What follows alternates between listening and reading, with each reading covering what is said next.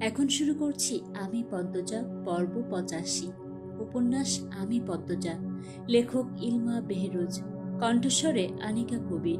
Video সম্পাদনা রোহান মণ্ডল। মঙ্গলবার দুপুর 12টা। হাওলাদার বাড়িতে কারোর কোনো সাড়া শব্দ নেই। আলোকঘরের বারান্দায় মজিদ বসে আছেন। তার সামনে খলিল এবং রিদওয়ান। রিদওয়ান চারপাশ দেখে মজিদের দিকে ঝুঁকে বলল, কাকা, পরিস্থিতি হাতের বাইরে চলে যাবে। তার আগে আমাদের কিছু করতে হবে। মজিদ পান চিবোতে চিবোতে বললেন, কোন পরিস্থিতি? আমিরের ভাব ভালো না। ও কখন আমাদের উপর চড়াও হয় জানি না। আপনি, আমি, আব্বা সবাই জানি আমির কি কি করতে পারে। আমির আমাকে আর আব্বাকে কখনোই পছন্দ করেনি। আপনাকেও সেদিন মারল। তাছাড়া আমাদের উপর আমিরের পুরনো একটা ক্ষোভ আছে। মজিদ পান চিবানো বন্ধ করলেন। বাবু আমাদের খুন করবে? রিদওয়ান সোজা হয়ে বসল। লম্বা করে নিঃশ্বাস নিয়ে বলল, কাকা, আমির পদ্মজার জন্য পাগল। পদ্মজার জন্য অনেক কিছুই করতে পারে সে। আমাদের খুন করে পদ্মজাকে নিয়ে ভালো থাকতে চাইতেই পারে। মজিদ হাসলেন, যেন রিদওয়ান কোনো কৌতুক বলছে। রিদওয়ান অধৈর্য হয়ে পড়ে, বলল, কাকা বিশ্বাস করুন, আমি আমিরের চোখে মুখে কিছু একটা দেখেছি। ও কিছু একটা করতে যাচ্ছে। আর পদ্মজা তো আছেই। পদ্মজা এত শান্ত স্বাভাবিক, মনে হচ্ছে কিচ্ছু হয়নি। এসব লক্ষণ কিন্তু ভালো না কাকা। আমির যেমন ভয়ঙ্কর, পদ্মজাও তেমন ভয়ঙ্কর। যে কোনো মুহূর্তে আমাদের ক্ষতি করতে পারে। মজিদ হাওলাদার মেরুদণ্ড সোজা করে বসলেন। গুরুতর ভঙ্গিতে বললেন, পদ্মজাকে নিয়ে আমারও চিন্তা আছে। এই মেয়ের চোখের দিকে তাকানো যায় না। মজিদ হাওলাদারের কল্পনায় পদ্মজার চোখ দুটি ভেসে ওঠে। সব সময় তিনি পদ্মজার চোখের ভিতর আগ্নেয়গিরি দেখতে পান। তিনি দ্রুত মাথা ঝাঁকালেন, বললেন, খলিল, পদ্মজার কিছু একটা করতে হবে। এই মেয়ে ক্ষতিকর, ধরে বেঁধে রাখার মেয়ে সে না। খলিল বললেন, এই ছেড়ি এত কিছু দেখাও ডরাই নাই, আর কেমনে ডরাইব? মজিদ থুতু ফেললে বললেন, পদ্মজাকে রাখাই যাবে না, এই দায়িত্ব রিদুর। রিদওয়ানের চোখ দুটি জলজল করে উঠল। পরপরই সে আলো নিভে গেল। সে প্রশ্ন করল, আর আমির? আমির পদ্মজার ক্ষতি মানবে না। মজিদ চিন্তায় পড়ে যান, কিছু বলতে পারলেন না। রিদওয়ান উত্তেজিত। সে চেয়ার ছেড়ে মজিদের পায়ের কাছে বসল, বলল, কাকা, গত পরশু যা হলো, আমির জানতে পারলে আপনাকে, আমাকে আর আব্বাকে কাউরই ছাড়বে না। আমির গ্রামের সবাইকে ডেকে সবকিছু বলে দিতে পারে। মজিদ ধমকে উঠলেন, বাবু এটা কখনোই করবে না। নিজের ক্ষতি সে করবে না। করবে কাকা, করবে। ওর মাথা ঠিক নেই। আমাদের ক্ষতি করতে ওর হাত কাঁপবে না, মাথাও কাজ করবে না। আর নিজের ক্ষতি তো এখনই করতেছে, পরেও করতে পারবে। মজিদ হাওলাদারের চোখে মুখে দুশ্চিন্তার ছাপ পড়ে। রিদওয়ানের কথায় যুক্তি আছে। রিদওয়ান বলল, কাকা, আমির এখন আমাদের জন্য হুমকি। মজিদ হাওলাদার রিদওয়ানের দিকে ঝুঁকে বললেন, আমির ছাড়া আমরা অচল রিদু। এখন এখানে মানুষ সচেতন, বুদ্ধিমান, আইন শক্তিশালী। এমন অবস্থায় আমির ছাড়া কি করে চলবে? আমিরের মাথা পরিষ্কার। একবার দুইবার না, বারবার পুলিশ সন্দেহ করেও সন্দেহ ধরে রাখতে পারেনি। আমির সামলিয়েছে সবটা। রিদওয়ান আশ্বাস দিল, কাকা, আমরা সাবধান থাকব। আমাদের 50 বছরের অভিজ্ঞতা আছে। আপনার 50 বছরের, আমার 20 বছরের। আমরা চাইলে সামলাতে পারবো কাকা। মজিদ হাওলাদার রিদওয়ানের দিকে তীক্ষ্ণ চোখে তাকালেন, বললেন, বাবুর জায়গা নেওয়ার জন্য এসব বলছিস? রিদওয়ানের চোখে মুখে হতাশার ছাপ পড়ল। সে চেয়ার ছেড়ে উঠে বসল, বলল, আমার একার কোনো স্বার্থসিদ্ধি নাই কাকা। আব্বা আর আপনাকেও বাঁচাতে চাইছি। আমির আগের আমির নাই। আপনার বড় ভুল পদ্মজার সাথে আমিরের বিয়ে দেওয়া। মজিদ হাওলাদার উঠে দাঁড়ালেন, গম্ভীর স্বরে বললেন, আমার ছেলের সাথে আমি কথা বলবো, তারপর সিদ্ধান্ত নেব। মজিদ হাওলাদার চলে যান। তিনি চোখের আড়াল হতেই রিদওয়ান মজিদের চেয়ারে লাথি দিয়ে ফেলে দিল। রাগে গজগজ করতে করতে বলল, হারামির বাচ্চা। খলিল রিদওয়ানের উরুতে এক হাত রেখে বললেন, মাথাটা ঠান্ডা করো আব্বা। রিদওয়ান চোখ বড় বড় করে বলল, আর কতদিন ওদের বাপ বেটার কামলা খাটবো, আদেশ মানবো, মার খাবো, বলতে পারেন? আমার বাধ্য হয়ে বলতে হচ্ছে, আপনি অকর্মা ঠিকই আব্বা। কাকা সবকিছু আমিরের নামে করে দিল, আপনি টু শব্দটিও করেননি। খলিল হাওলাদার দাঁতে দাঁত চেপে চুপ করে রইলেন। তিনি ছোট থেকেই মনে মনে মসজিদের উপর ক্ষিপ্ত। গোপনে অনেক পরিকল্পনাই করেছেন, কিন্তু কখনো তা বাস্তবে রূপ নেয়নি। লতিফা পদ্মজার ঘরে প্রবেশ করে দেখল পদ্মজা ঘরে নেই। সে হাতের বস্তা পালঙ্কের নিচে রাখল। বস্তার ভেতরে পদ্মজা চাওয়া কিছু জিনিসপত্র রয়েছে। লতিফা ঘর থেকে বের হওয়ার জন্য উদ্যত হয়। তখনই গোসলখানা থেকে পদ্মজা বের হলো। পদ্মজাকে দেখে লতিফার শরীর কেঁপে ওঠে। পদ্মজার পরনে একদম সাদা শাড়ি, ভেজা চুল থেকে টুপটুপ করে জল পড়ছে। এই সন্ধ্যাবেলায় সে গোসল করেছে। বাঁকানো কোমর, ধবধবে ফর্সা গায়ের রং, ঘন কালো লম্বা চুল, রক্ত জবার মতো ঠোঁট, মসৃণ ত্বক থাকা সত্ত্বেও তাকে ভয়ঙ্কর দেখাচ্ছে। পদ্মজা তো বিবাহিত, সে কেন সাদা শাড়ি পরল? লতিফার অনুভব হয় তার পায়ের তলার মেঝে কেঁপে উঠেছে। পদ্মজা চুল মুছতে মুছতে বলল, যা আনতে বলেছিলাম এনেছ? লতিফা নিরুত্তর। পদ্মজা লতিফার দিকে তাকালো। লতিফা হা করে তাকিয়ে আছে। পদ্মজা ডাকলো, লুতু বুবু। লতিফা এগিয়ে আসে, তার বিস্ময়কর চাহনি। পদ্মজা লতিফার বিস্ময়ের কারণ বুঝতে পেরেছে। লতিফা বলল, তুমি সাদা শাড়ি কাপড় পিনছো কেন রে? পদ্মজা হেসে বলল, বলা যাবে না। লতিফা বলার মতো কথা খুঁজে পেল না। পদ্মজা আলমারি থেকে ছাই রঙা ব্লাউজ বের করলো। বিছানার উপর বসে বলল, লুতুবুবু, ব্লাউজের এই পাশটা সেলাই করে দাও, তোমার হাতের সেলাই খুব সুন্দর হয়। লতিফার ধীর পায়ে পদ্মজার সামনে এসে দাঁড়ালো। পদ্মজার হাত থেকে ব্লাউজ নিয়ে বিছানায় বসলো।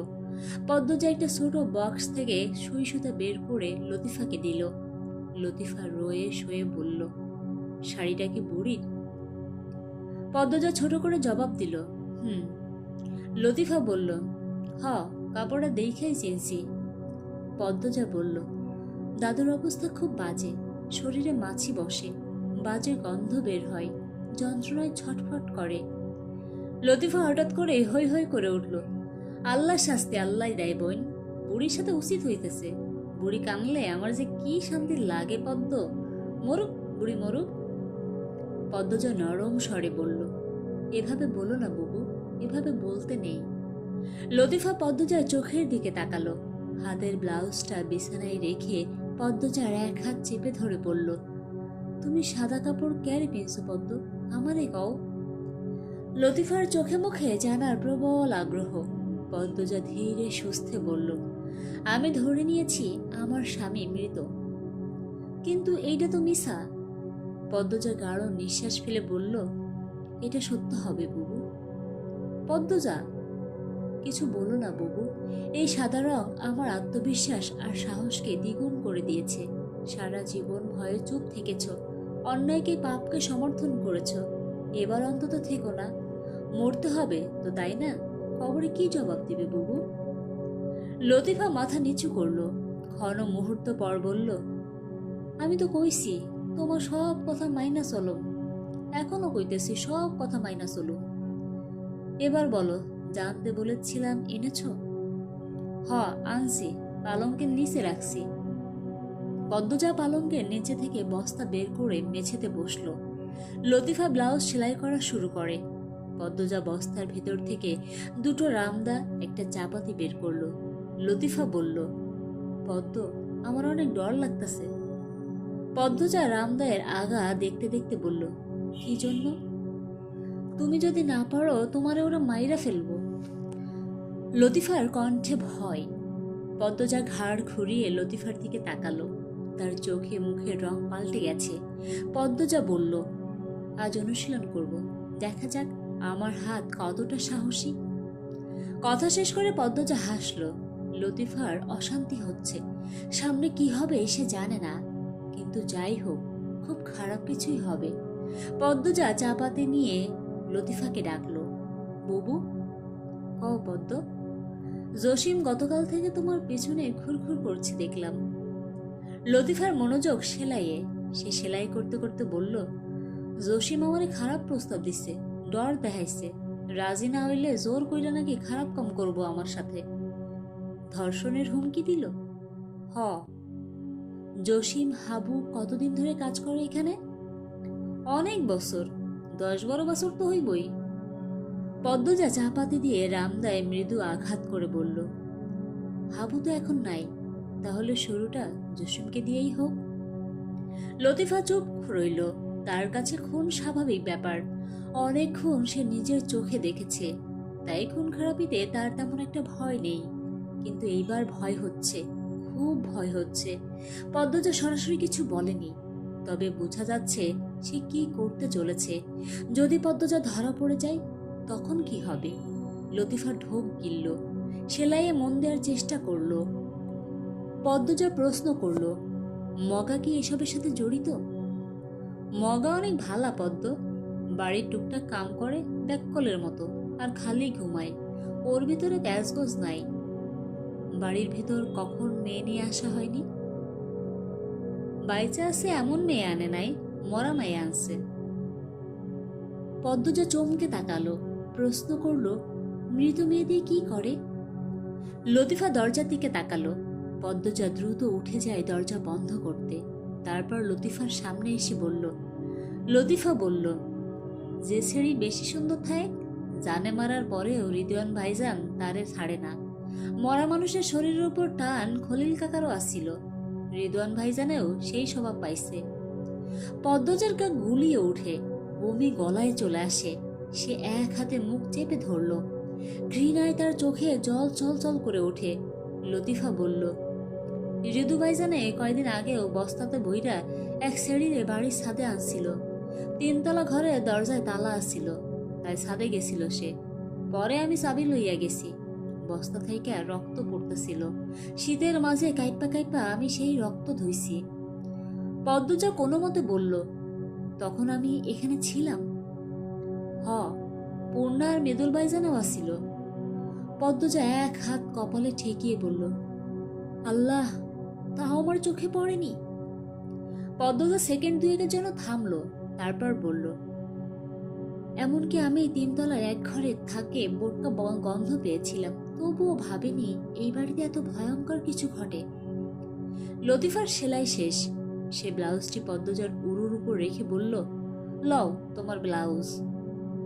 পদ্মজার আগে কিড়মিড় করে লতিফাকে বলল, দেখো, রিদওয়ানের শরীর টুকরো টুকরো করে আমি কুকুরের সামনে ছুড়ে দেব। লতিফা এতক্ষণে হাসল, বলল, আল্লাহ তোমারে সেই শক্তি দেও। পদ্মজার ডান হাত কাঁপছে, সে তার ধৈর্য ধরে রাখতে পারছে না। এই মুহূর্তে সে যা শুনেছে তারপর শান্ত থাকা সম্ভব নয়। লতিফা পদ্মজার মস্তিষ্ক অন্য প্রসঙ্গে নেওয়ার জন্য বলল, পারিজারে কেলা মারছে জানো পদ্ম? পদ্মজা লতিফার দিকে তাকালো। পারিজার কথা মনে পড়লেই তার বুকের ব্যথা বেড়ে যায়। সে ম্লান হেসে বলল, না, কিন্তু আন্দাজ করতে পেরেছি। আমির ভাইজানে জানে, সেটাও এখন বুঝতে পারছি। শুনেছি তার আড়ালে একটা পাখিও উড়ে যেতে পারে না। সেখানে আমার মেয়ের খুনিকে এসে চিনবে না? অবশ্যই চিনবে, কিন্তু কিছু করেনি, কারণ এতে তো তার লোক কমে যাবে, ব্যবসার ক্ষতি হবে। কিছু যে করে নাই এইটাও ঠিক না। 1 মাস পরে আমির ভাইজানে জানছে রিদু ভাইজানে হাবলু মিয়ারে দিয়া পারিজারে খুন করাইছে। সব যাই নাও, হাবলু মিয়ারে আমির ভাইজান কুড়াল দিয়ে কুপাইছে। রিদু ভাইজান রে আমির ভাইজানে খুন করতে চাইছিল, কিন্তু বড় কাকার লাগিয়া পারে নাই। তয় মাসখানেক হাসপাতালে আসছিল সে। বছরখানেক রিদু ভাইজান রে আমির ভাইজানের সামনেও আনে নাই। পদ্মজা 2 হাতে চাদর খামচে ধরল, তার চোখ থেকে জল গড়িয়ে পড়ে। সে কান্নামাখা স্বরে বলল, কি নিষ্ঠুর ওরা, আমার ছোট্ট বাচ্চা। লতিফা পদ্মজার জন্য খুব মায়া হয়। মেয়েটা বড় বড় আঘাত সহ্য করেছে, করে যাচ্ছে এখনো। পদ্মজা বলল, আমির হাওলাদার তার কাছ থেকে সবকিছু কেড়ে নিতে বলে সে আমার মেয়েকে কেড়ে নিয়েছে, তাই না? লতিফা হ্যাঁসূচক মাথা নাড়ালো। পদ্মজা কাঁদো কাঁদো স্বরে বলল, প্রতিশোধ নিয়েছে সে, আমিও নেব, করুণ মৃত্যু হবে তার। এত বড় সাহস কি করে পেল সে? আমির হাওলাদারের মেয়েকে খুন করার সাহস রিদওয়ানের থাকার তো কথা না। তার পেছনে মজিদ হাওলাদার আর তার ভাই ছিল, তাদের সমর্থন ছিল। সে জানতো তাকে বাঁচানোর জন্য ঢাল হবে তারা। লতিফা বিচলিত হয়ে বলল, কাইন্দো না পদ্ম, আর কাইন্দো না। পদ্মজা দুই হাতে চোখের জল মুছে পড়ল। কাঁদবো না আমি, আমার ছোট্ট মেয়ে জান্নাতে তার নানুর সাথে আছে, সে সুখে আছে। এই জগতে তার না থাকাটাই ভালো হয়েছে বুবু। পদ্মজাকে যত দেখে তত অবাক এই লতিফা। এই নারী কিসের তৈরি?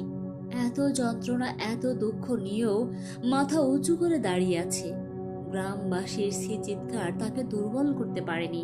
যতবার ভেঙে যায় ততবার চোখের জল মুছে নতুন উদ্যমে বেঁচে ওঠে সে। লতিফা দ্বিধা ভরা কণ্ঠে বলল, আমি তোমার একবার জড়াইয়া ধরি পদ্ম। লতিফা ঘর ছেড়ে বেরিয়ে গেছে অনেকক্ষণ, এশার নামাজ আদায় করে। পদ্মজা ঘর থেকে বের হলো।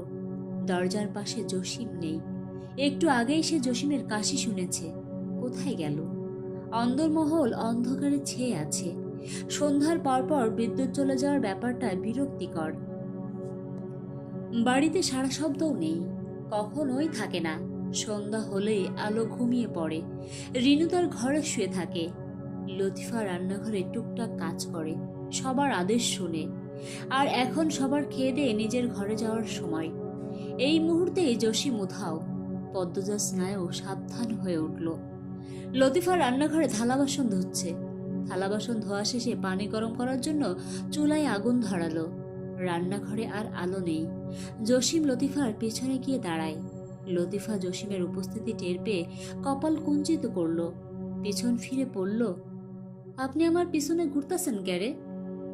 তোরে আমার পছন্দ হইছে, আমার লগে আয়। আমি যাইতাম না।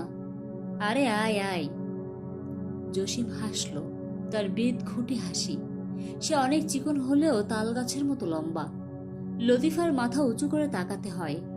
লতিফা জসিমের আক্রমণের জন্য মনে মনে প্রস্তুত ছিল। সে সজোরে প্রবল কণ্ঠে বলল, এন থেকে বাইর হইয়া যা কুত্তার বাচ্চা, নাইলে তোরে আমি দা দিয়া কুপাইতাম। জসিম লতিফার ব্লাউজ টেনে ধরে। লতিফা চিৎকার করে দা হাতে নিতে নেয়। জসিম লাথি দিয়ে দা সরিয়ে দেয়। লতিফা জসিমকে তার কাছ থেকে সরানোর চেষ্টা করে। দুজনের মাঝে ধস্তাধস্তি শুরু হয়। জসিম গায়ের জোরে লতিফার স্পর্শকাতর স্থানে ছুঁতেই লতিফা চিৎকার করে মজিদার আমিনাকে ডাকল। জসিম টেনে হিসড়ে লতিফার শাড়ি খুলে ফেলল। লতিফার গায়ে হাত দেওয়ার অনুমতি সে খলিলের কাছে পেয়েছে। যদিও খলিল বলেছিল বাড়িতে কিছু না করতে, কিন্তু জসিম সে কথা শোনেনি। ফলে তার পরিণতি ভয়ঙ্কর হয়। সাদা শাড়ির আবরণে আচ্ছাদিত পদ্মজা রান্নাঘরের দরজার সামনে এসে দাঁড়ায়। তার হাতে রামদা। লতিফা পদ্মজাকে দেখে জসিমকে দুই হাতে শক্ত করে জড়িয়ে ধরে। পদ্মজা শক্ত হাতে রামদা ধরল। তারপর জারজের বাচ্চা মর বলে পেছন থেকে জসিমের গলায় কোপ বসালো। জসিমের গলা অর্ধেক কেটে যায়। রক্ত ছিটকে পড়ে পদ্মজার গায়ে। লতিফার নাক মুখ রক্তে ভেসে যায়। কিছু রক্ত ছিটকে আগুনে পড়ে। রক্তে রান্নাঘরে থালা বাসন পাতিল রাঙা হয়ে ওঠে। দেহটি সজোরে শব্দ তুলে মেঝেতে পড়ে গেল। লতিফার মুখ দিয়ে রক্ত প্রবেশ করায় সে বমি করতে থাকে।